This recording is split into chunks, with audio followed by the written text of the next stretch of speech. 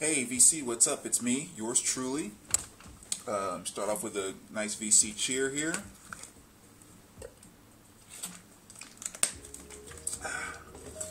Back to do a quick video here, which is basically going to be kind of a response video to, I guess, kind of somewhat of a thread that Maggie actually started. It was kind of a thread just basically talking about vinyl that defines you or means something to you. You know, she did a video a while ago and kind of shared some pretty neat stories, and I thought what I would kind of do is, instead of sitting here and kind of really banging my brain and trying to pull out all of this stuff, I thought this might be a cool thread just to kind of do in little short segments here and there. So just kind of do a part 1, part 2, pull out 3 or 4 records. So a lot less stressful that way. So that's what I'm going to do here is I pulled out basically 4 records. Just going to kind of share a quick story about how they define me and all that good stuff. Playing in the background, the one and only Genesis. That's Abacab, of course. Love this song, Man on the Corner. Another one of those songs that just takes me to really good places, man. I'm going to have to do a video about that sometime too, just to kind of describe what I mean by that, and maybe share some of the albums that I say that quite a bit. But anyway, that's a different video, different time. But let's jump right into it. Just basically pulled out 4 albums here. The first 2 that I think really mean something to me or define something will be these right here. The Outfield Play Deep and Ozzy Osbourne, Ultimate Sin. Now the reason I'm showing these together, I always crack up when I hear this story too. I used to have a friend that lived up the street from me back when I was in junior high, all that good stuff. His name was Billy. He had an older brother named Jimmy, and Jimmy was kind of he was kind of half rocker, half hippie, half, if you can beat 3 halves, we just say thirds then, I guess. Third rocker, third hippie, and a third, I don't know, kind of hip-hop kind of guy. I mean, he was just one of those guys that was just like really into everything.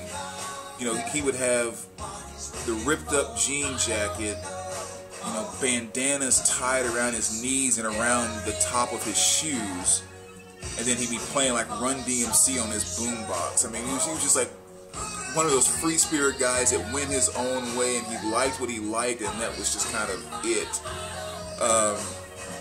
But anyway, the reason I kind of pulled out these 2 albums is because Jimmy was I should say, these 2 albums always remind me, or when I think about my lifelong experience of going to school, riding the school bus, which can be a tough time, if you will, for a lot of kids having to start to deal and socialize with other kids, especially during those cruel years and everything. But so, that's just a significant time, whether it's good or bad for you, that's a significant time.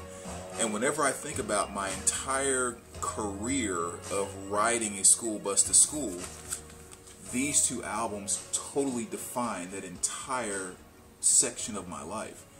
And the reason why is, going back to Jimmy, he used to always bring this boombox on the school bus. And so on the way home, he was always the one at the back of the bus playing whatever. Well, I remember the first time he played Your Love by the Outfield, and I was just like, especially as a kid, I was always very, very much, I was caught by melodies. So once a melody kind of hit me and it made these goosebumps start jumping, it was just kind of like, I can't stop it until you turn off the song. And so anytime I heard a great melody, it would just like take me. And I remember the first time he played Your Love on the bus, and I was just like, oh my gosh, what is that? I remember following him home that day, and I was like, dude, can you record it for me? Who is it? And blah, blah, blah, blah, blah. And it rocked my world, I'm not going to lie. I mean, it's just, that melody was absolutely incredible. And then it's the exact same thing with Ozzy Osbourne, Ultimate Sin. The first time I heard Ozzy Osbourne was when he played Shot in the Dark on the bus, and it was the same thing. it took me, and I'm like, holy cow, what is that? And so anytime I think about that period of my life, or I think about him, or I think about being inside of a yellow bus, whatever the case may be, if I walk on a school bus right now, that would be, matter of fact, this was maybe 5-6 years ago, something like that. I was going to an air show, and so they had satellite parking, and they were busing people to the air show because you couldn't, parking, blah, blah, blah. But anyway, when I got on to the school bus they were using, that was the first thing that popped in my head. I just kind of started chuckling to myself, and I'm like, holy cow. So that is really embedded in my mind as being a strong representation of that part of my life. But yeah, Jimmy was a character, boy. But so moving right along, the next one that definitely defines, I think, me in a big chunk of my life would be this one here, which is Planet Rock by African Bambaataa and the Soul Sonic Force. Now, where this one comes into play is, this is probably the first album that I can say, well, this is my introduction to hip-hop, number one. It was the first album, I think, consciously I became addicted to.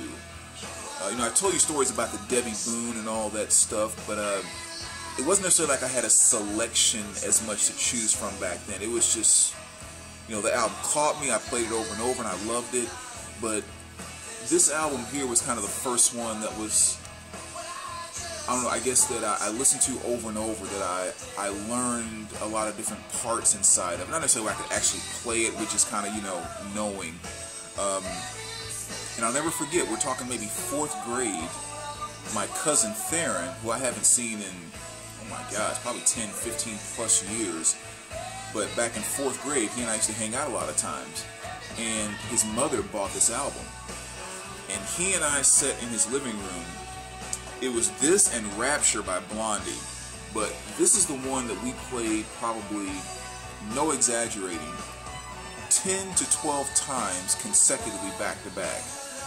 I remember us kind of sitting around laughing about how many times we actually listened to it. And I think the only reason we even stopped was because his mom called us in to eat dinner. So, we could have kept going for days there, but I'll just kind of never forget that. He had 2 couches in his living room, and we both were standing behind the couches, acting like we were playing keyboards and, mixing and everything on top of the tops of the couches. And again, this is one of those things that just floored me. It was totally and completely my introduction to anything and everything and all things hip-hop.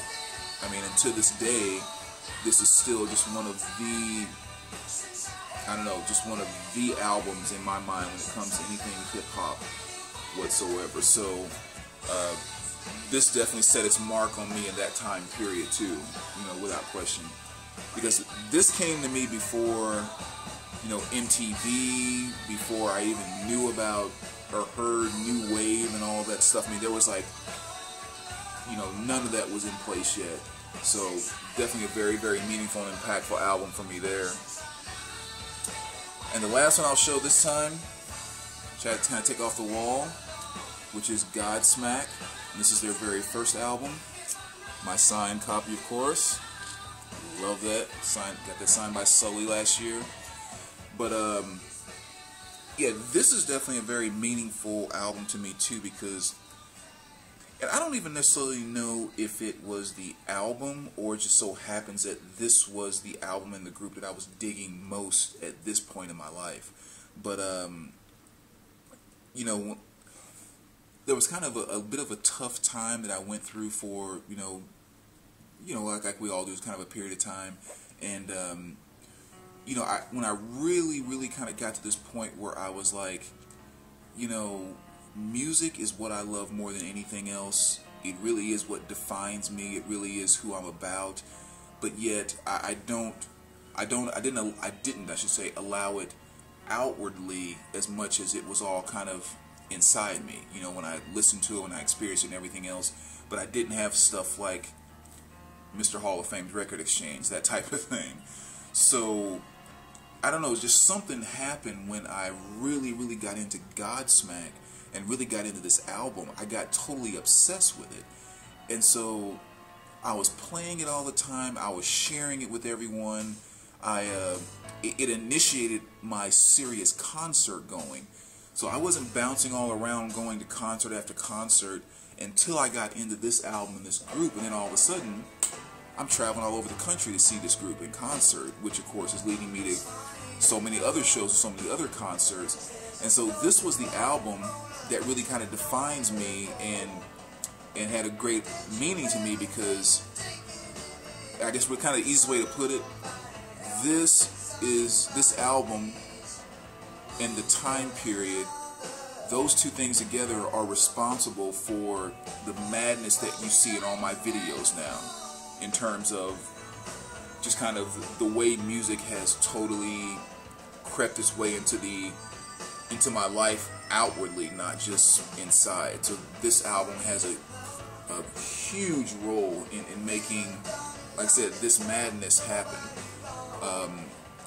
You know, 'cause I mean, I wasn't collecting vinyl at the time, and you know, none of that stuff. And I don't know what it was, just between the songs and emotionally the way I connected with it, and it was just kind of one of those time periods that it was just like, you know, dude, your music, be music. Let the world know this what you are, and you know, and enjoy it outwardly. And so I give a lot of credit to this album and Godsmack for doing that.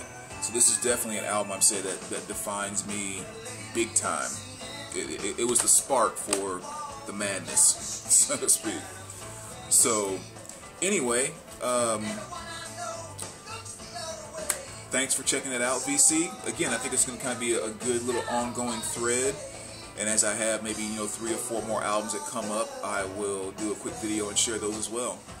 Alright, thanks for watching as always. I'll probably be back this afternoon to try to do the album of the week. But